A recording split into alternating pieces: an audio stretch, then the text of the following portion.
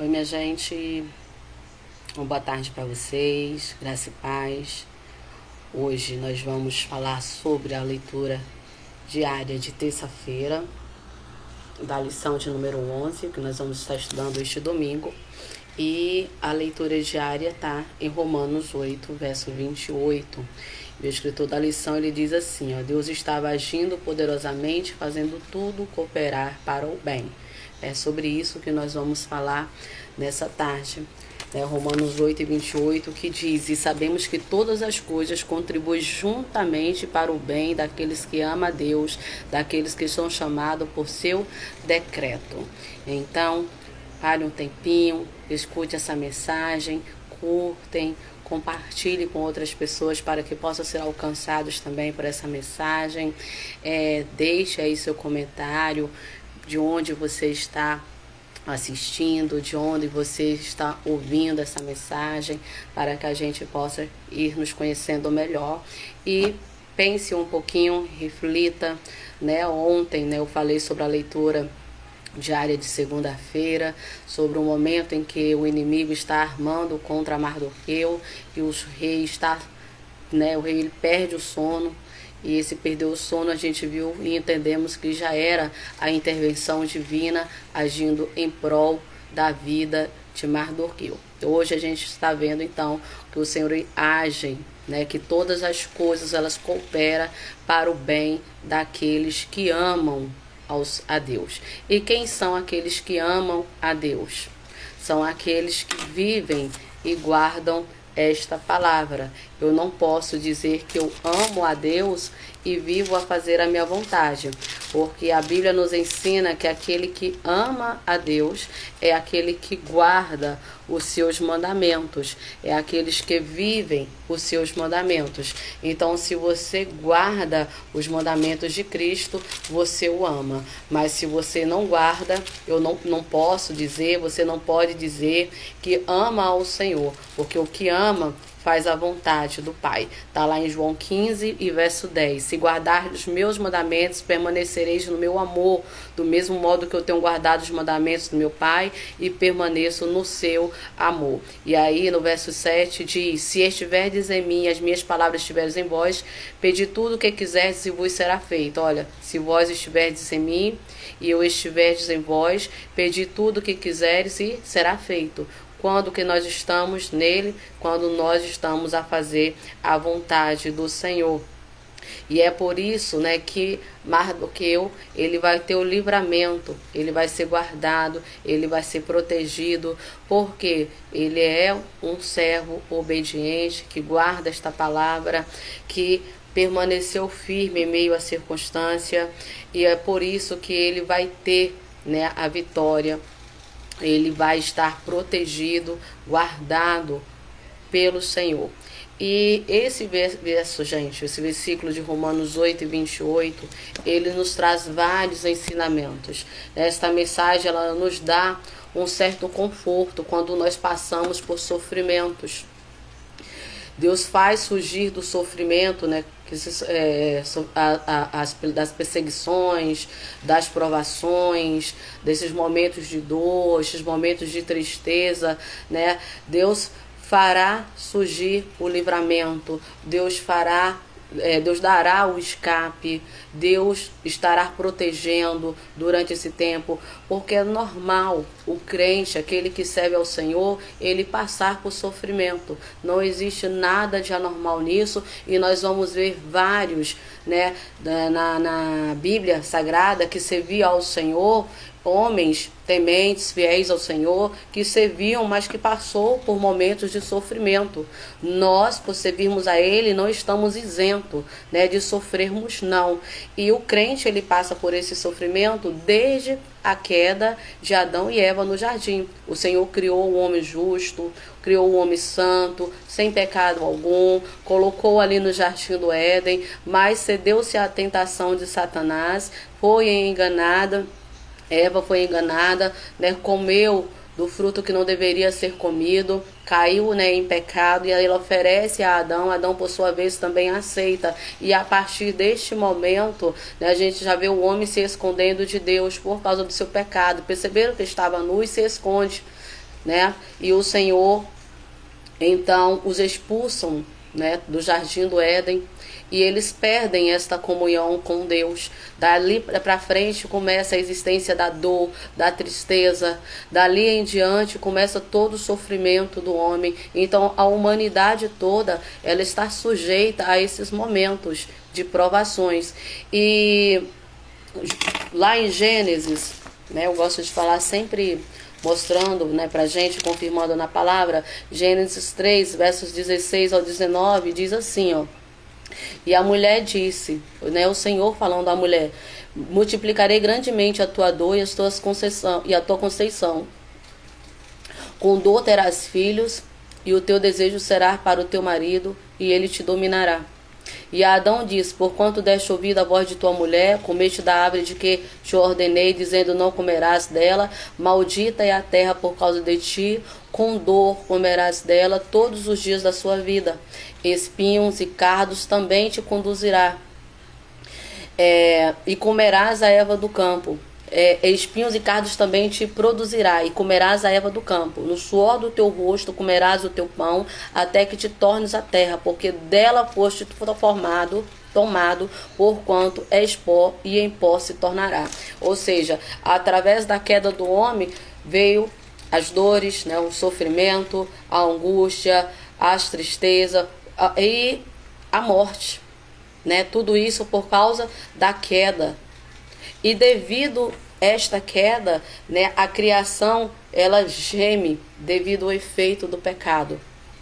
A terra sofre devido ao efeito do pecado. E como servos, conhecedores desta palavra, nós devemos sempre recorrermos a quem? A graça de Deus, para buscarmos nele a nossa fortaleza e o nosso consolo divino. Como conhecedores da palavra, nos momentos de dificuldades, assim como Mardoqueu agiu, nós devemos também agir, recorrendo a Cristo, buscando nele o nosso refrigério, buscando nele as respostas para aquilo que nós necessitamos, buscando nele sabedoria, como foi Esther, né, que buscou nele e esperou, né, agiu com sabedoria, não agiu de forma precipitada, mas confiou no Senhor, mesmo sabendo que poderia, né, entrar na presença do rei e ser morta, mas ela antes fez um propósito com Deus e confiou que o que ali acontecesse seria direcionado por Deus, seria a vontade de Deus. 1 Coríntios, capítulo 10, e o versículo 13 diz assim: não vem sobre vós tentação senão humana, mas fiel é Deus, que vos não deixará tentar acima do que podeis. Antes, com a tentação, dará também o escape, para que possais suportar. Olha só, o que o Senhor está dizendo para nós? Não vem sobre nós nenhuma tentação que nós não podemos suportar. Aquilo que o Senhor, eu falei no vídeo ontem, que essas provações que nos chegam, tentações que nos chegam, tudo que nos vem, né, aqueles que servem, estou falando daqueles que servem ao Senhor, é permissão de Deus nas nossas vidas. E o Senhor fala que não vem nada além daquilo que nós não podemos suportar. E junto com a tentação também vem o escape. Por isso que nós devemos sempre estarmos com nossa vida no altar, estarmos sempre em obediência a essa palavra, para que o Senhor possa então nos guardar. E nós vamos ver muitos crentes que sofrem pela mesma razão que muitas pessoas descrentes também sofrem. E o que é isso? Muitas vezes a consequência de nossos atos. Da mesma forma, aquele que dirige embriagado, aquele que anda pelas ruas embriagados, aquele que anda, né, pelas ruas, atravessa um sinal de qualquer jeito, né, de forma irresponsável, e isso pode causar acidentes, e isso pode matar, destruir outras pessoas e destruir a si mesmo, e isso traz uma consequência para essas pessoas. Assim também as nossas atitudes, elas nos trazem consequências. Conforme está lá no livro de Gálatas, no capítulo 6 e o verso 7, ele diz assim, ó: não erreis, Deus não se deixe escarnecer, porque tudo que o homem semear, isso também ceifará. E a gente vê isso aqui na vida de quem? Amã, ele não procurou o mal do povo judeu. Amã não só satisfeito, né, com o decreto que já tinha sido assinado para a destruição do povo judeu, o que ele faz? O ódio dele é tanto por Mardoqueu que a sua mulher, juntamente com seus amigos, vão aconselhar a fazer uma forca de 20 metros, né, para que possa então enforcar Mardoqueu, para que possa matar, por causa do quê? Do ódio.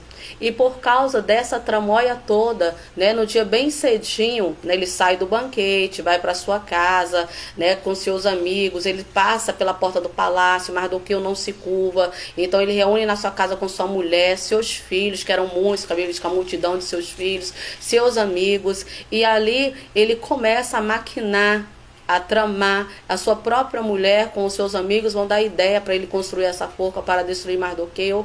Então ele dorme com tudo pronto. No outro dia cedo ele levanta, vai para onde? Para o pátio do palácio, para poder falar com o rei, para poder então enforcar Mardoqueu. Só que neste momento que ele está lá no pátio do palácio, como o rei tinha passado a noite acordado, quando ele pede para ler, né, o livro das crônicas, que lê que Mardoqueu havia, né, o livrado da morte, quando aqueles dois eunucos estavam tramando e nada tinha sido feito para ele, então ele manda chamar alguém. Quem é que está aí fora? E quem estava lá? Amã.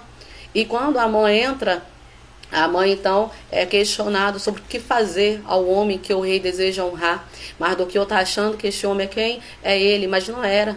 Era para Mardoqueu. Então, no momento que ele vai para pedir a morte de Mardoqueu, é no momento o Senhor está entrando em ação através do rei, para que possa, né, em vez da morte de Mardoqueu, ele receber honra, ele ser honrado. Então, é assim que o Senhor trabalha. E quem vai morrer na própria forca que foi preparada? O próprio Amã. E olha só, porque tudo que o homem semear, isso também ceifará.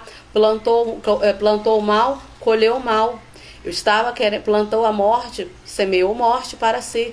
Por isso que nós devemos ter cuidado com tudo que nós fazemos, porque nós iremos colher aquilo que nós plantamos. Não tem como você ter uma plantação de milho e querer colher trigo. Você vai colher o que você plantou. Você vai ter aquilo que você gerou. Talvez, né, muitas pessoas, elas vivem de forma desonradas, fazem todas as coisas, muitas coisas que não devem, né? E às vezes tu olha, mas tanta gente que faz isso e aquilo, eu não vejo o mal chegar, mas um dia a conta vai descer. Um dia a conta chega. Quantos prejuízos pessoas que agem, né, de mal forma toma no dia a dia? É um carro que bate, é uma enfermidade que aí você gasta porções, gasta bastante com dinheiro, gasta bastante com médicos, recorre a um, recorre a outro, portas que se fecham, né, acidentes que acontecem, e aí a gente não para ver o que nós fizemos, as consequências chegando, a conta chegando, né? Não que tudo que acontece, gente, todo o mal que acontece, como é exemplo de Jó, por exemplo, né? A Bíblia diz que era um homem fiel, um homem justo, reto e temente ao Senhor, mas foi tentado por Satanás porque o Senhor permitiu, porque Satanás falou que ele era este homem qualificado desta forma porque o Senhor o guardava, e o Senhor permitiu então que Satanás tocasse nele para ver que a fidelidade dele não estava condicionada a bens materiais, a fidelidade dele não estava condicionada àquilo que ele tinha, mas condicionada naquilo que o Senhor é. Então a gente tem que ter esse discernimento. Nem todo sofrimento é por causa do pecado, não. Porque a pessoa pode não estar em pecado e estar sofrendo. E eu falei lá desde o início, o sofrimento, ele atinge a todo e é devido à queda do homem. Tem sofrimentos que são causados pelo pecado, por causa daquilo que você plantou e agora está então semeando, tá? Que nós possamos termos cuidado com isso e não usarmos de falsos julgamentos, como o amigo de Jó, os amigos de Jó também usou, né? Julgando Jó, porque a tradição dizia que todos aqueles que sofriam era por causa de pecado, mas Jó não tinha nenhum pecado. Então, da mesma forma que aqueles que andam de forma imprudente, né, eles pagam pelas suas consequências, principalmente aqueles que dizem ser servos do Senhor e que vivem de forma imprudente, eles acabam pagando, né, pelas consequências dos seus erros, das suas atitudes. Por isso nós devemos agir sempre com sabedoria, sempre com cautela, de acordo com o que a palavra nos ensina, e evitar que a bondade de Deus, a misericórdia de Deus seja privada de nossas vidas e a ira dele venha sobre nós, né, por causa da nossa rebeldia, por causa do nosso pecado. Como a ira do Senhor veio várias vezes sobre a nação de Israel. Por quê? Povo rebelde, povo que distanciou do Senhor, povo que afastou-os de Deus, constituiu para si outros ídolos, pessoas que renunciaram, né, a Cristo e não o mundo, fizeram o contrário, e eram pessoas, né, que conheciam e viam os milagres do Senhor, eram pessoas que provaram em todas as suas vidas da providência divina, eram pessoas que teve um relacionamento com Deus, que viveu seus milagres, mas que em algum momento se desviou. Era um povo separado, o povo de Deus que acabou o abandonando. E devido aos seus pecados, o Senhor fez o quê? A ira do Senhor veio sobre eles. Como Jerusalém, né? Como o pessoal que foi levado em cativeiro pelo rei Nabucodonosor, viveu em cativeiro durante 70 anos, né? E junto deles não tinham pessoas que eram tementes ao Senhor, não tinha Daniel, não tinha os 3 jovens, mas o pecado daquela nação atingiu essas pessoas também. Assim como uma pessoa que está dirigindo, né, embriagada, dirigindo de forma imprudente, acaba matando pessoas inocentes. Assim também, pessoas desobedientes, pessoas que não cumprem, não vivem esta palavra, elas também acabam prejudicando pessoas que são fiéis, pessoas que servem ao Senhor, pessoas obedientes, acabam também sendo atingidas por este mal. E a gente vê esse exemplo claramente, né, com o povo em Jerusalém. Mas só que é interessante quando a gente ir para essa passagem, lembrarmos, né? Eu não vou levar no texto, senão a gente vai ficar aqui muito tempo, a intenção não é essa, que o vídeo é curto para a gente ficar na leitura, apesar de que faz parte também, né? Mas para não ficar cansativo e vocês conseguirem ver até o final. Quando o Senhor vai destruir a Jerusalém, né, que tira o povo, né, em 3 levas e é levado para o cativeiro babilônico, nós vamos ver na visão de Ezequiel que um anjo vem, marca as pessoas que são fiéis, as pessoas que não se curvaram a este mundo, elas são marcadas por pessoas que permaneceram tementes. E olha que elas não eram nem líderes, porque os líderes religiosos foram os primeiros a corromper, né? Mas tinham pessoas que não faziam parte daquele meio religioso, que se manteve firme e que foram marcadas para que elas não fossem destruídas, né? Da mesma forma que esses homens que foram levados em cativeiro, sendo fiéis ao Senhor, eles foram guardados. Daniel, quando foi em cativeiro, mas quando foi lançado na cova dos leões devido à perseguição, o Senhor deu livramento, porque fazia a diferença. Os 3 jovens, Sadraque, Mesaque, Abednego, que foram lançados na fornalha de fogo por não se curvar diante, né, a estátua em que o rei Nabucodonosor mandou construir, e obedecendo a palavra do Senhor, o Senhor deu escape, livrou da fornalha. Então aqueles que são tementes, fiéis ao Senhor, o Senhor está dando o escape, está dando o livramento. Por isso o texto lá diz que todas as coisas cooperam para o bem daqueles que amam ao Senhor. Aqueles que amam ao Senhor, aqueles que guardam a sua palavra, aqueles que guardam o seu mandamento. Então, o crente, ele sofre por estar neste mundo? Sim, porque este mundo, a Bíblia diz que ele jaz no maligno. E o pecado, ele vai crescendo dia após dia, vai aumentando dia após dia, né? O cheiro está cada vez pior, os homens cada vez mais eles se corrompem, a tendência é essa. E o crente também sofre, não somente, né, por estar neste mundo, né, mas sofre por ver essas coisas, por estar no meio disso tudo, porque nós estamos neste mundo, somos passageiros. Ok, somos peregrinos, somos estrangeiros nessa terra, mas nós vemos tudo isso e nós também acabamos sofrendo, padecendo. Segundo a Pedro, capítulo 2, e o verso 8, olha o que diz: porque este justo, habitando entre eles, afligia todos os dias a sua alma justa, pelo que via e ouvia sobre suas obras injustas. De quem está falando aqui? Olha, diz bem claro que afligia a sua alma justa. Isso é característica de quem? De um homem de Deus. que ama a justiça, que detesta a iniquidade, que detesta o pecado. Está falando de Jó, quando Sodoma e Gomorra foram destruídas. Por quê? Por causa do pecado, por causa da imundícia. Mas tinha alguém que estava enfadada de tudo aquilo. Tinha alguém que não aguentava mais aquela vida dissoluta, aquela vida de pecado daquele povo, aquela sujeirada, aquela coisa imunda. E ele estava no meio daquilo ali, mas ele sofria em ver toda aquela imundícia, em ver todas aquelas coisas malignas. Ele sofria com aquilo. E o Senhor, então, o que vai fazer? Destrói Sodoma e Gomorra, tira Jó com a sua família dali daquela cidade. Sua mulher está presa ainda ali, presa no quê? Porque ela olha para trás. A ordem era seguir, não olhar para trás.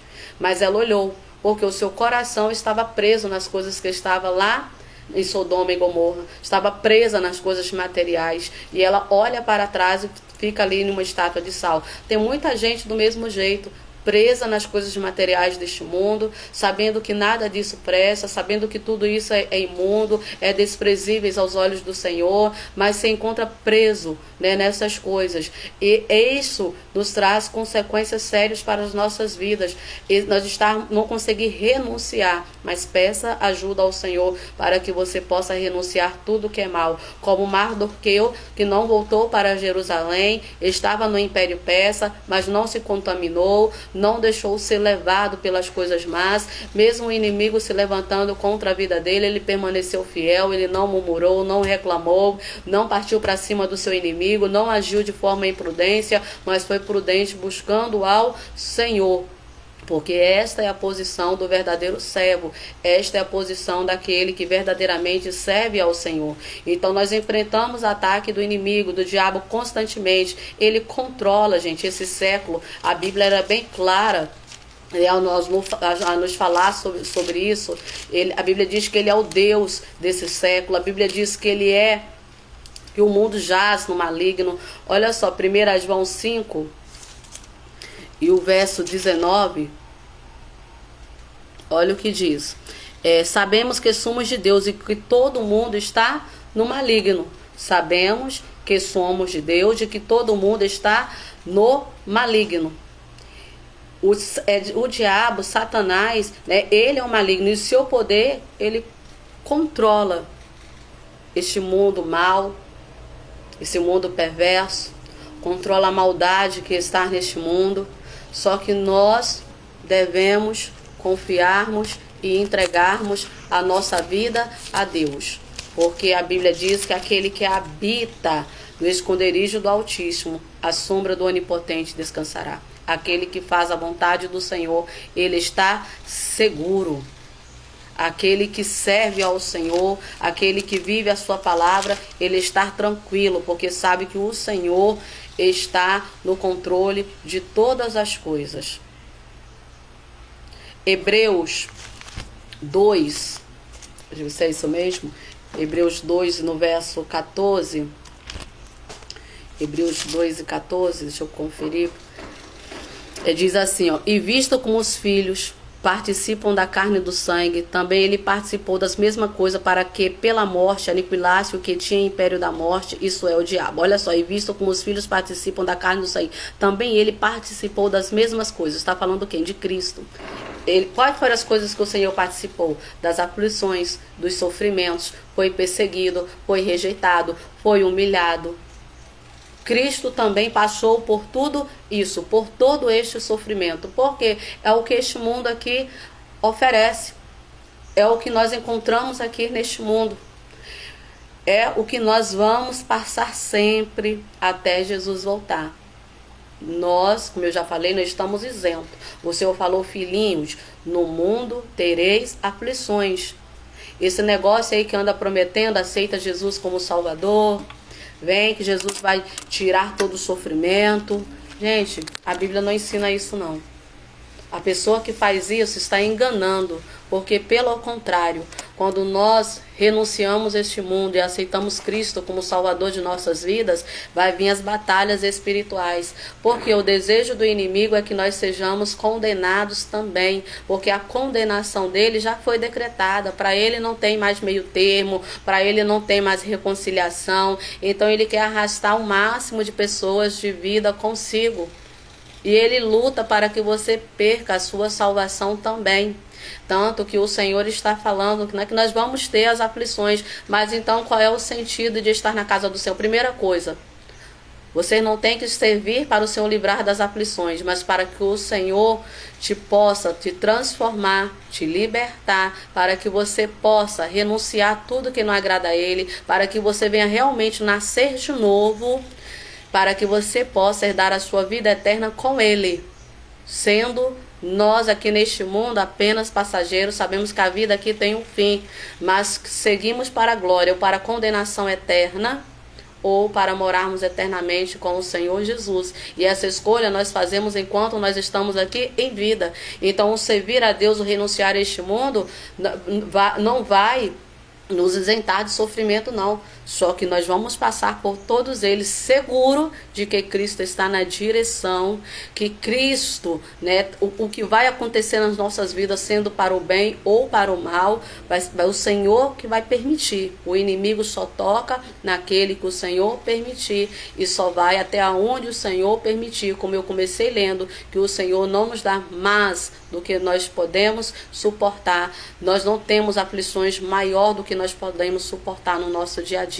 Então nós temos que crer, acreditar, depositar a nossa confiança no Senhor, deixar a nossa vida aos cuidados dele, porque ele sabe trabalhar, ele sabe como agir, sabe o que é melhor para a minha vida e para a sua vida. Além de que cada provação que nós passamos, né, ela serve de experiência para nós contarmos, né? Eu falei ontem no vídeo, na aula de ontem, depois assiste se você não assistiu, né, que nós somos como o ouro. Ele, para ser aprovado, ele vai para o fogo, para tirar todas as suas impurezas, né? E depois que todas as impurezas são retiradas, aí sim ele está pronto para poder então ser usado. Assim somos nós também somos provados, para que nós possamos adquirirmos experiência, nos tornarmos mais íntimos do Senhor, porque já percebeu que todas as vezes, quanto mais a gente é provado, mais a gente busca ao Senhor. Eu falo isso aquele que está na posição de servir ao Senhor mesmo, não é crente que eu falo não, porque crente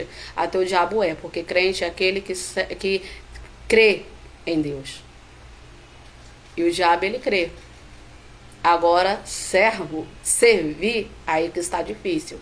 Porque para eu servir a Deus, eu tenho que abrir mão de muitas coisas que eu gosto, de muitas coisas que a carne deseja fazer. Tenho que abrir mão, renunciar a muitas coisas deste mundo para poder servir a Deus. E aí que muitos têm esta dificuldade. Olha 2 Coríntios 4:4, o que nos ensina. Ele diz assim, ó: nos quais o Deus deste século cegou os entendimentos dos incrédulos, para que não lhe resplandeça a luz do evangelho da glória de Cristo, que é a imagem de Deus. E quem é o Deus desse século, gente? O inimigo, o diabo. Ele tem cegado o entendimento do homem para que, qual é o objetivo dele? Está aí no próprio versículo. Para que não lhe resplandeça a luz do evangelho. Porque quando a luz do evangelho resplandece, a luz acendeu uma lâmpada na escuridão, ligou uma luz na escuridão, clareou. Então mostra o que? O pecado, aponta os erros. Por isso que cada vez que nós lemos essa palavra, nós somos confrontados, porque esta luz que resplandece mostra a sujeira que está em nós, e nós vemos que a necessidade de limpá-la para que nós possamos entrar nos céus, para que nós possamos não perder a nossa coroa. Mas o inimigo, o diabo, ele tem cegado o entendimento das pessoas para que elas não venham, né, compreender, para que elas não venham ter desejo, para que elas não venham ansiar por esta palavra, para que elas não venham buscar por essa palavra. Quando fala, tá, gente? Quando eu falo de pessoas, eu não estou aqui me referindo somente àqueles que estão no mundo, não, que estão lá fora da igreja. Tem muita gente que está dentro da igreja, mas está com a mente também cauterizada. Essas pessoas não têm mais prazer de ouvir a palavra. Tu vê que os cultos de hoje, cultos de ensino da palavra, escola dominical, hoje são cultos vazios, porque as pessoas não têm prazer mais de sentar e ouvir a palavra do Senhor. Graças a Deus, porque você ainda tira do seu tempo para poder estar ouvindo a palavra, porque a palavra, gente, ela nos fortalece, a palavra ela nos faz criar raiz para quando o vento soprar, nós conseguirmos mantermos de pé. Lembra lá no Salmo 1, quando o Senhor ensina a meditar e examinar a palavra dele dia e noite, porque serão como árvores plantadas junto ao ribeiro de água. Essa árvore, a raiz dela se estende. E ela não depende da chuva para sobreviver, porque a raiz vai aprofundando e através da raiz vem o seu alimento, a água chega até ela, os nutrientes que ela precisa. O crente que lê a palavra, que tem o conhecimento da palavra, que tem o zelo por essa palavra, busca todos os dias ouvi-la, aprendê-la, é como a palmeira.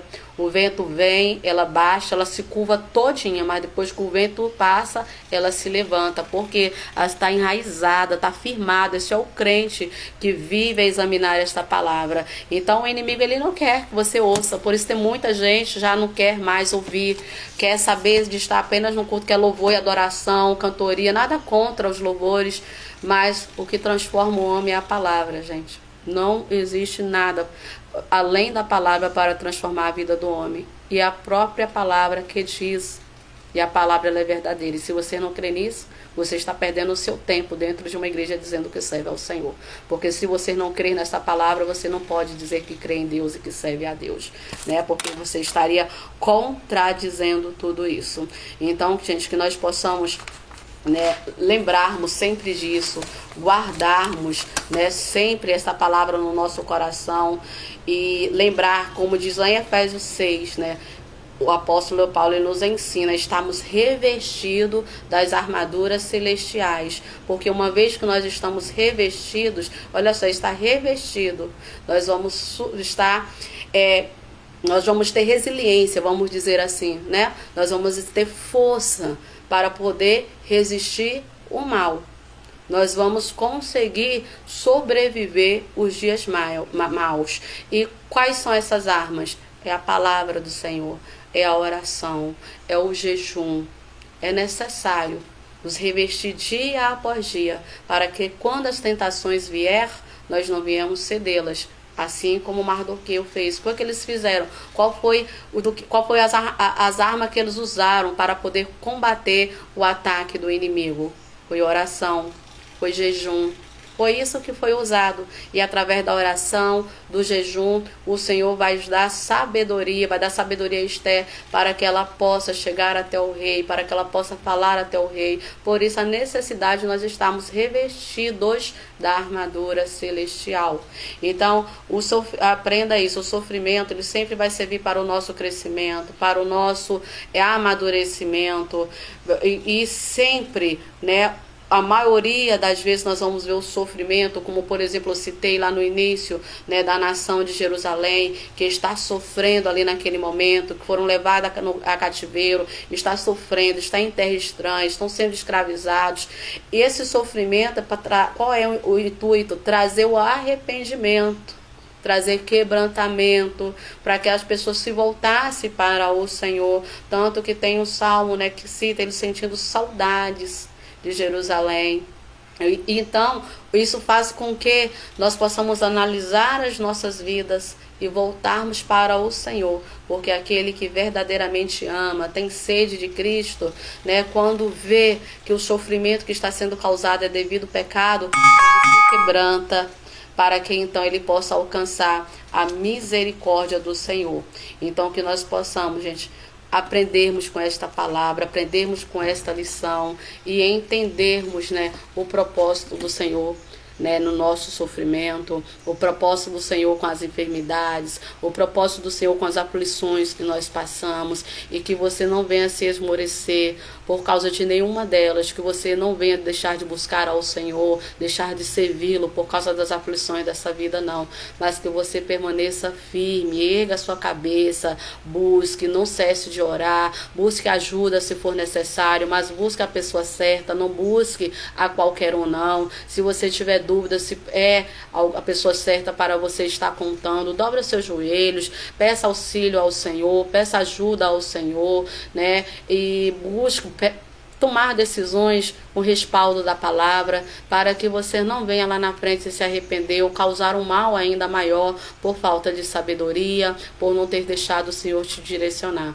Porque Jesus nos ama, Jesus te ama, e Ele sempre, né, vai estar ouvindo o filho que clama, o filho que busca, né? O Senhor vai estar ali prontamente para poder atendê-lo, porque nós aprendemos hoje que todas as coisas cooperam para o bem daqueles que amam ao Senhor. Então, que você possa permanecer firme, erguer a sua cabeça, continuar buscando e servindo ao Senhor com alegria. Que o Senhor Jesus possa lhes abençoar, a ti, tua casa, tua família, e que as mãos do Senhor estejam continuamente estendidas sobre ti. Um excelente final de dia, uma noite abençoada para todos, que o Senhor Jesus proteja e os guarde sempre, gente. Fiquem na paz, um beijo no coração de todos e até amanhã.